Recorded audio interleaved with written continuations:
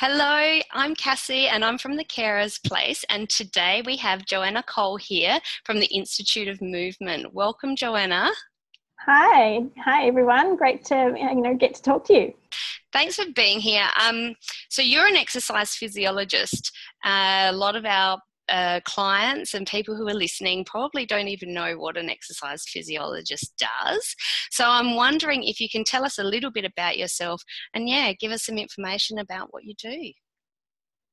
All right. So an exercise physiologist is someone who can prescribe exercise. It's someone who has gone through a university degree and got themselves to a qualification level whereby they can actually be certified to provide like a Medicare rebate and work as an allied health professional. One of the other ways that I sort of describe it is to say that I'm an overqualified personal trainer. So I can handle the things that a normal personal trainer can't really handle, or you just have that little bit more of a scientific base. Yeah, absolutely. So tell us a bit about you and how you came to be an exercise physiologist and have your own business, which I absolutely love your motto. Looking at your website, movement is medicine is the first thing I saw, and I can't agree more than 100%. Absolutely brilliant. So just give us a bit of a background of yourself, how you so that's a nice way to sort of introduce it. Actually, my sort of motto and the way I do treat my work and sort of doing some exercise with people is that it's actually movement is medicine, and it's a great tool that you can use to actually improve your life in lots of different areas, not just to heal a sore knee or a muscle tear, but to also work through and actually improve your how you're feeling and your mood and that sort of thing. Movement is medicine in many different ways, and it is so I think a vital component that sometimes is definitely overlooked. So that's why I'm pretty passionate about using exercise as a tool to better your life and your health. So how I became an exercise physiologist, I guess starts from my own sort of childhood. I was severely dyslexic and had a whole lot of learning difficulties as a child.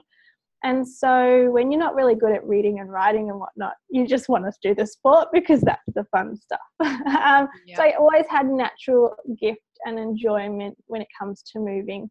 And I studied like classical ballet and dancing and all that through my teenage years, and went on to sort of become, a professional dancer. And then obviously the natural progression was that pretty early actually, by about 15, I was already working in gyms teaching dance classes and yoga, and then I just sort of went on to finish uni and ta-da! So there is a little bit more to the story though, in that when I had my first son, he was born, and I guess within about 6 weeks we knew that something was a little bit different. And when you're a new mum, you don't always know, because I didn't know what to expect anyway. So my eldest son is on the autism spectrum, and I'm definitely a carer for him. So I really have learnt how important movement is, both for him but also for myself. And that took a bit of a journey actually, because really it involved the postnatal depression and the really going through the difficulty where I actually stopped moving. I actually stopped exercise. And it wasn't until I sort of came out of that and have come back to sort of, you might say, my roots, or connecting more and being able to take some more time for myself, that has actually, sort of shown me how effective movement is in, helping you and assisting you when you're caring for someone else.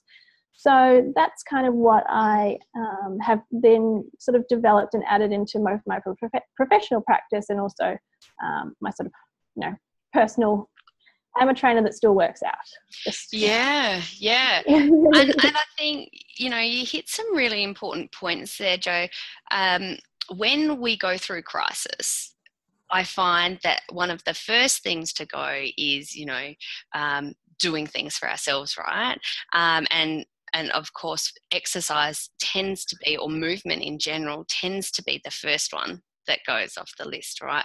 And then what happens is, what I've found has happened with myself and people that I work with, is that it then kind of snowballs, and things, rather than things settling down, things get worse, and they, you start getting not well yourself, you get more depressed, then you get more problems with your body, and you get more aches and pains, and it's kind of like this vicious cycle. So I'd love to perhaps talk about that a little bit, and how we can keep movement happening. And we're not talking about, going to the gym and slogging it out for set times, 2 hours a day or whatever, but we're really talking about looking after ourselves so that we can look after the ones that we provide care for. Yeah, so I guess a good place to start in sort of this discussion is, how much exercise and what is exercise, and sort of defining that a little bit, because exercise can be so different for everybody, and because it is such a big scale, and you have to pick and choose and do what's right for both your body but also for your well-being.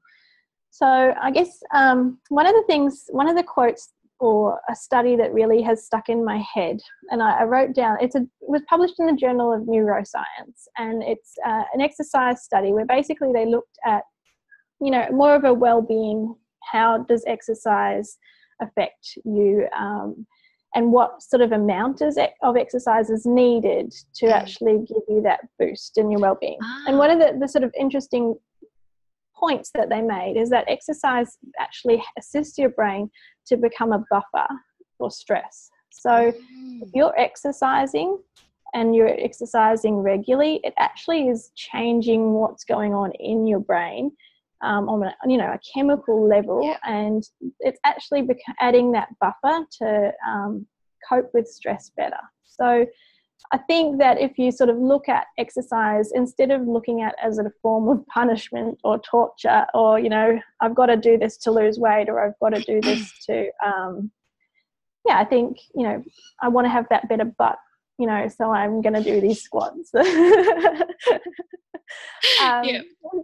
if you're going to change the way you're actually addressing exercise for yourself, and instead of being so perhaps externally focused, on what your appearance is, but actually looking at, okay, I want to just move because I need to improve my well-being, I need to cope with what's on my plate, and I so how can I do something that feels good for me but also is going to give me that sort of health benefit that lots of recent studies have sort of very clearly indicating now that exercise has a direct relationship with your well-being. Yeah, absolutely. And I mean, I know from a personal perspective, my husband knows when I haven't exercised because I'm a bit more grumpy. Perhaps I don't let things slide as I normally would, and he can tell immediately when I have exercised because I'm a lot more relaxed, and I've got the endorphins flowing, and I'm better able to just deal with the tough stuff. And as carers, whether you're caring for a child or somebody that is elderly, or your partner, you do get stressed. There's a lot of heavy stuff to deal with, and a lot of it is mental. So a lot of it is up here, but then you obviously also have the, the physical movement, especially if you've got somebody who has mobility issues. And so I guess I wasn't going to move here yet, but I will. Let's talk about somebody who cares for a person who has a disability. Perhaps they're in a wheelchair, or they've got lots of lifting to do and that sort of thing. So how can they protect themselves and still get some movement into their day? Perhaps they can't go out of the house or whatever. How can they get some movement in their day, but protecting their body? I'm thinking, back, shoulders, hips. Yeah, so often, like, I work in a capacity where I can coach people not just through a workout, but in actually discussing what they're going to do on their own accord. And so one of the things that we do is set people up with a lounge room workout. So it's like what you can do when either your toddler's having a sleep, or you've got some downtime where you can put them in front of a screen, or whatever it may be for you, that you can actually then take 15-20 minutes and do a little bit of a routine that's specific for you. there's a few sort of really good indicators that make it important. I guess these are the indicators of what you want to try to achieve in that movement. Now, I sort of refer to it as a movement practice. So it's a bit of like taking the yoga practice from the yoga, because they have yoga has a really good approach for making your mind and body and connection with breathing, which are all really fundamental. And movement, in terms of helping our bodies to become more aligned, preventing injuries, especially if we're lifting someone or working, you know, with someone who might need to have extra help. So, you know, that's where I sort of tie in the movement with aligning your body, getting stronger, using the correct muscles, looking at some of those postural and alignment muscles, and really, you know, being aware of how you can strengthen your body so that you're getting maximum bang for your buck. You don't want to be doing, you know, extra work when you don't need to. So it's about being efficient, choosing exercises that are going to strengthen your body, and also looking at that mind-body aspect. So I sort of have a bit of a prescription, per se, for a home carer or someone who's based at home and can't necessarily get out. I have some other tips that I'll share as well, which is about how to put some more incidental exercise into your life. But to start off with, a bit of a lounge room workout. So some goals for doing a little bit of movement practice in your home is to make it as enjoyable as you can. So if you're someone who, you know, let's say hypothetically, previously in a life before you were a carer, you listened to like heavy metal music and you like really like went raging, then this is the time to like pull out that music and play it. Music has a great ability to change our state as well. So put some upbeat music on that's going to get you moving, for one thing. I always think that that's really, it's like, okay, workout time. Okay. It'll get you out of that mode of just, okay, I really need to do the vacuum cleaning and I haven't done this and I haven't done that. So setting some music, setting yourself a timer. So being realistic. So I have a client that I've just started working with, and, you know, his goal is to do 2 minutes on a rowing machine that they happen to have at their home. So some people would have that sort of, you know, maybe, oh no, 2 minutes, that's not going to do anything. Yeah, fixed mindset. Yeah, be really open-minded is the great way to look at it. So 2 minutes of actually doing something for you when you haven't been doing something for yourself for years on end is actually a big change. So do it. And I would encourage you that if 2 minutes and you've got an old piece of, you know, fitness equipment and you can safely use it, to just do 2 minutes. And then the next part of that is to actually give yourself a bit of a reward for doing something for yourself. So, you know, for someone like me, when you love exercising, you're like, yes, I got to do it. But if you're not someone who is naturally inclined, that's not your personality, then you need to give yourself that reward with like that juicy cup of coffee, or like, you know, just not a block of chocolate. No, not too much of chocolate. You know, otherwise we're back to square one. It's all about a balance and how you like take care of yourself. So a goal, you know, setting something that's a small goal in terms of, I'm going to do this couple of exercises, I'm going to put this music on, it's going to be quick and it's going to be, you know, to the point. The next point you want to do is to try and get the maximum amount of what we call boosting for the brain. So there's recent studies that have sort of come out that sort of say that it needs to be around the 20-minute to 30-minute mark of what we call an increased respiratory function. So this is where you're working at a huffy puffy. Yeah, you need to be huffy puffy. So in personal training language, and I'll share, like, personal trainers learn that they can do a talk test with their clients. And the talk test is if someone can sort of have a conversation with you and they're not interfered with their puffy, then it's not hard enough. So you need to, when you're doing this sort of lounge room routine, try and get your heart rate to the point where if someone asked you a question, you would only want to say one word, or like you would be like, okay, that's enough. That is where you know that you're going to get all of those endorphins kicking in, and you're going to get those chemical releases that we're going to talk about, you know, where we were buffering our brain, and we're going to then cope with stress better. So that's So ideally, this is the long-term goal sometimes, is to aim for 20 minutes to 30 minutes of exercise above the huffy puffy. And that's, yeah, so that's kind of a good overview, I would say, of how to do something in the lounge room. Yeah.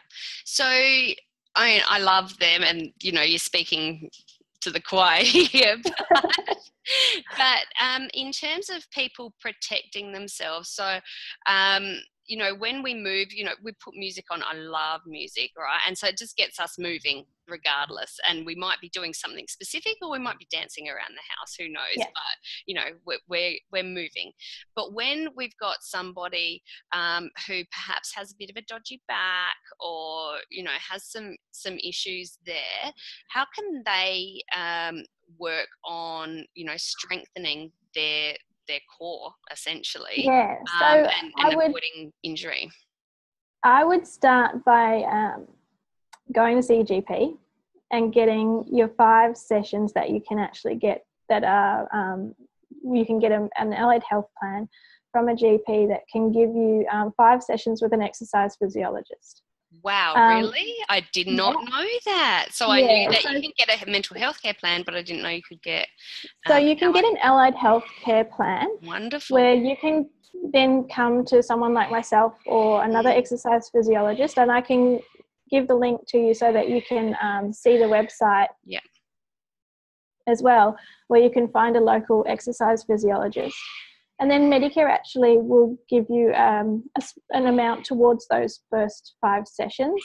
And there are some physiology practices that will do like a group session for those where it is, you know, you can start and join a group so you don't have so much of an outlay yourself. Yeah, fantastic. So the reason I sort of say that is because then you're getting the specific advice that your body needs, and you can take a look at your health history and what is required of you perhaps as a carer, so that you can be doing the right exercises. As I mentioned, you want to get the most bang for your buck, so you want to just do exercises that your body needs. Yeah, and it is. It can be very expensive, so brilliant tip. Yeah, and I think also that is a good indicator of how important this really is as well. Like, so invest in, you know, taking some time to perhaps connect with a professional so that they can guide you a little bit. Or even if it is just a consultation that you might have on the phone, but they can then follow up with a program. Yep. And then you can sort of check back in with them. Yeah. So I would say in terms of, what sort of, because there is such a range in our, you know, physical ability. But generally as a, you know, when someone comes to me and we end up giving them a prescription or a workout for doing at home, it would contain what we call your, like a squat type exercise, or sitting and standing to a chair, depending on, you know, what movements you need. And then going further to understand how our deep muscles work and how we can learn to sort of align the pelvis and use those inner core muscles and the transverse obliques and the pelvic floor, and how we can use those so that when we do then lift, or in my case, a child who doesn't want to move, out of who's nearly as big as me, out of a shower, then you can switch on the right muscles, and then you're not going to be at risk of any further injury. So physiotherapists can also provide this basic information as well, and sometimes if you find a good one there, and then also you can also, you know, get in contact with me as well, and I can point you in the right direction, or see you via Skype or whatever works. Fantastic. I often refer people to see an exercise physiologist excuse me, based on their situation and injuries and that sort of thing, because for me as a personal trainer, I want to ensure that I'm not aggravating or, you know, going to further injure them in a different way. So when somebody hasn't exercised for a long time, they've got some fairly serious niggles, that's the first place I kind of send them. So really great to know that you can get an allied healthcare plan. Absolutely brilliant. I can't believe I didn't know that, because I'm kind of all over this stuff. So that's absolutely and look, fantastic. exercise physiology is an emerging field. So yes. In terms of getting the Medicare rebates and doctors' referrals, and that's only been in the last, I'd say 3 years now. Okay. So that's it's an emerging field. That's probably why. So whereas before that we were sort of referred to as an exercise scientist. Internet's gone. GP. Have we lost? There you go. You're there. That's okay. That's fine. So, absolutely brilliant. Now, what else? I was going to talk about. So what I is like the incidental exercise and how you can just get some movement into your life. And it's a little bit about thinking outside the box and making it a bit of fun, and also doing those other things that as a carer you need to sort of sometimes push yourself to do, which might be, you know, meet with people at the shops for a coffee, or getting yourself connected more socially, or whatever it might be for yourself. How you can add movement in that equation as well, because then you're getting, you know, the maximum payoff without doing something that you would do anyway.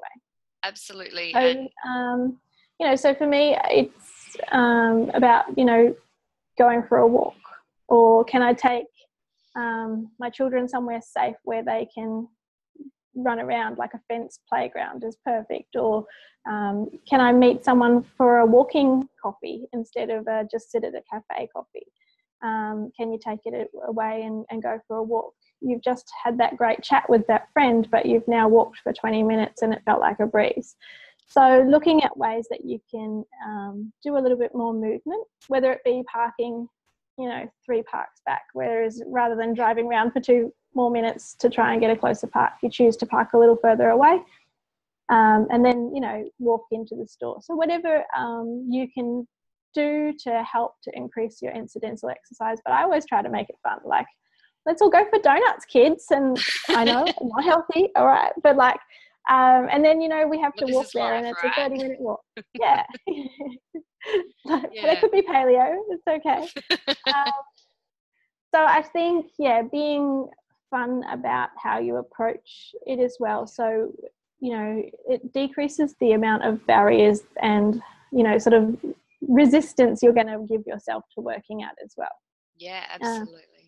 So I think, if you're in a position where you can't necessarily leave the home all the time, because that is something that I do understand, you know, doing a dance workout on YouTube, or, you know, if that's something that you're capable of. There's so much on there, isn't there? There's so much, And I mean, do it within a safe zone. So listen to your body. Make sure that you're comfortable and that you're not going to be at risk of injury, but please move the coffee table, you know, type of thing. But you know, if you've got a spare 10 minutes and you can do 5 minutes of something, then you'll be all the better for it. Yeah, absolutely. And even just setting a little reminder, you know, as an alarm or on your phone or whatever, because often we can get so taken away with our thoughts or what have you, and we think about doing these things and we have all the best intentions, but we've forgotten throughout the day because our thoughts have, you know, taken over. So having some sort of an interrupt or a routine or someone, like you said, that you're going to meet at a specific time will ensure that you do it and everything. Yeah, like, I mean, I think you should book in movement practice. So it's part of taking care of your health, and taking your health up a level means that it's like you book in to go to see the doctor, or you book in to go to see the psychologist. You need to book in time to move your body as well. So I always try to book it in as much as possible, and do those things where you can be socially accountable. So and you can be supportive as well. So it doesn't mean like telling people that you want a bikini body. It means like, hey, would you go for a walk with me? And you know, finding someone that you can buddy up with is always really great as well. It helps you to do that download as well. It really does. I do that. I've had an Achilles injury, but I've on both legs, but I've been able, to walk. I just haven't been able to run and jog like I would normally. And a couple of mornings a week, my girlfriend and I ensure that we catch up, and it's okay. It's ridiculous o'clock in the morning. It's 6 o'clock in the morning, and not everyone can do that. But, 6 o'clock in the morning, we've got music, we've got our social connection, we're chatting, so we're downloading, we're letting things go, we're getting the huffy puffy because we do a few hills and stuff like that, and we come back, and like you said, you've checked off absolutely everything, and you've had that social connection, which can be so vital. Being a carer can be an incredibly lonely place. Yeah, definitely. And you can still have tons of people around, but it can still be lonely, right? And so if you've got the opportunity to connect with somebody and move, it's perfect, I think. So that's what I would recommend. I recommend sort of, having someone to go for a walk with, if walking is something that, you can do. Like for me, I found that I was, that at one point in my life that wasn't possible. Like, with a severely child in care of a lot of need, and when you're a single mother and, you've got 2 other kids as well, it's not always possible. So that's where, playing with your kids, working out with your kids is a really great one. Like some people have this, I guess it's about being open-minded, that feeling that you might need to work out when the kids aren't there or the kids can't see. But I sort of challenge that. I love doing it with them. Yeah, do it with them. They need to do it too, and you'll get them to sleep a whole lot easier. So. Oh, yeah, absolutely. And, quite often kids who have special needs or, whether they're on the autism spectrum or they've got sensory issues or what have you, this is perfect for them, right? And like, kind of highly wired, so their brain is constantly going. So doing something like this can really help bring them down, for rest at night. And one of the very first things I did, because I've gone from not being a healthy person and have done that whole lifestyle change, and what I did was bring the kids along with me, right? And so we used to go out and we would do obstacle courses, and we'd all make up an obstacle course, and then we'd all have to go through it, and then we'd time ourselves or whatever. So that suited one of my children because he was a numbers boy, right? And so that ticked that off. My other child, he was very, very active, so he was in its absolute element, and we're all having fun together. So it is, like you said, it's about being creative. Yes, I think, definitely incorporating and exercising with them, although it is nice to sometimes have time to yourself. Absolutely. But I think, working out with your kids, it's also that added bonus of setting the example. Yeah. And showing that this is how you live as well, because we want them to be healthier when they're older. So and then they learn the exercises and they ask to do it now. So that's like yeah, exactly. That's great. Fun. Like you said, it's setting a really great example for them, which is wonderful. So I think we're just about done for today, because we could talk about this forever, right? But we want to keep it nice and I guess concise for the people. So how about I do like a little summary of that what would I be wonderful. think some really important sort of takeaways would be. That would be fantastic. Thank you.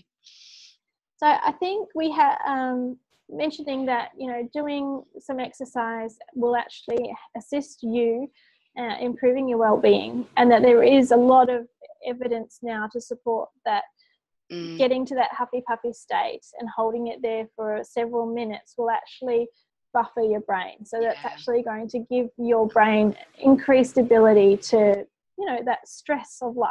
So to cope with the tough stuff that comes up, and it will come up. So the next thing is having structured exercise is a really great goal and a really, vital part of increasing our health. And I think it's really important.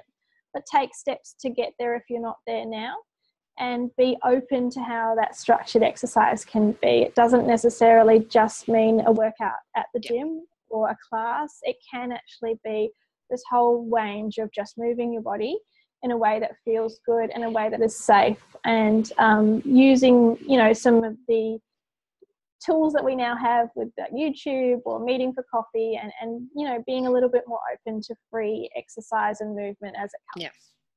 Then the next sort of step is to actually take some time for yourself and perhaps look at, getting more of a structured movement practice in place where you can actually have a little workout that you do in the lounge room, or that you meet with a trainer sometimes to do. And that would be, perhaps starting by seeing a trainer or an exercise physiologist, and they've got that option to go to the GP and get an allied health plan that you can get those first sessions a little bit subsidized, which is really helpful.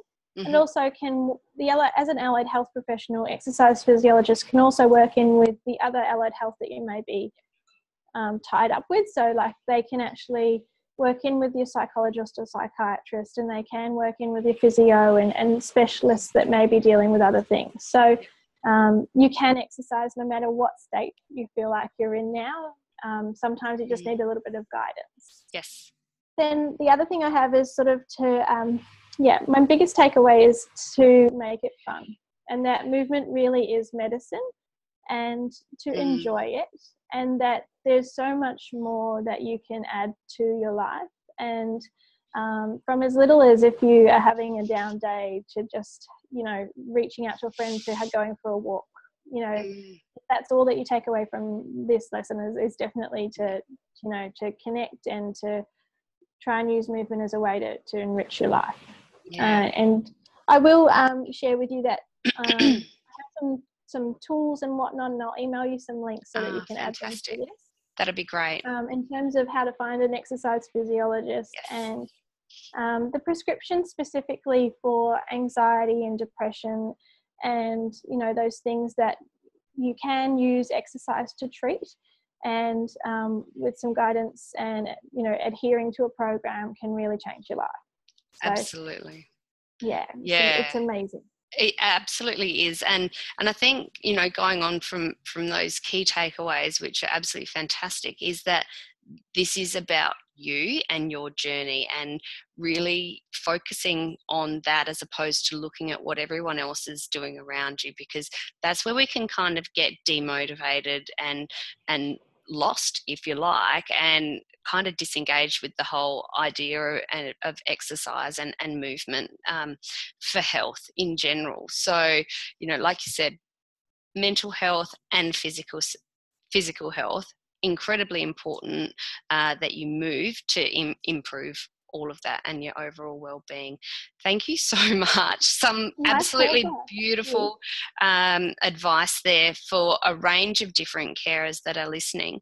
So we're going to pop up some links there, but you also have something else coming out that I wanted you to share, because it's really exciting. And so I have a book coming out, and it's also a book that it's a workbook as well, so you can actually work through it. It's got the theory that presents the evidence and how to apply it, but then it's got some of those action steps that you can actually take. And it's called Restore, and it's a guide to using exercise and movement as medicine to basically improve your well-being, specifically looking at your mental health. So it's really it's a guide to using movement to improve your mental health, and sort of use movement as a treatment for depression and anxiety, because that's what I'm really passionate about. Yeah. Okay, so I'll be pleased to share it with you once it's here. Yeah, that's very exciting. And as carers, and even busy parents, but specifically as carers, we are at such high risk of developing our own mental health and physical ailments and diseases. So absolutely perfect for our audience. So thank you so much. Yeah, my pleasure. Being here today, I really appreciate it. Thank you. All right, bye-bye. Bye.